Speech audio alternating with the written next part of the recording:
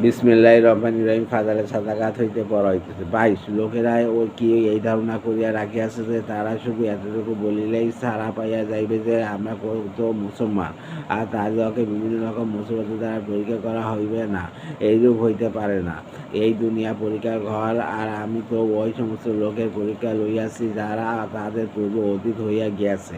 তাদের মধ্যেও কেউ কেউ নিজেদের দাবিতে সত্য প্রমাণিত হইয়াছে এবং কেউ কেউ মিথ্যা প্রমাণিত হইয়াছে। তদুরূপ এখনও আল্লাহ তাআলা পরীক্ষার নিয়ম অনুযায়ী জানিয়া লইবেন ওই সমস্ত লোকদেরকে যারা নিজেদের ঈমান ও মহব্বতের দাবিতে সত্য বলিয়াছে, এবং ওই সমস্ত লোকদের যারা মিথ্যা বলিয়াছে।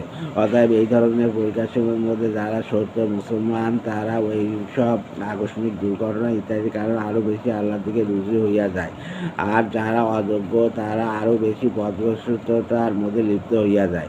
এমনকি কেউ কেউ মুরতাদ হইয়া ইসলামই ছাড়িয়া বসে, অথবা বিপদ আপদের ভয়ে খারাপ কাজে সাহায্য সহযোগিতা করিতে আরম্ভ করে। যারা খারাপ কাজ করিতেছে তারা কি এই ধারণা করিতেছে যে আমার হাত হইতে তারা কোথাও পালাইয়া যাইবে? তাদের এইরূপ সিদ্ধান্ত একান্তর নিরর্থক। আনকাবাতুর 101 থেকে 4।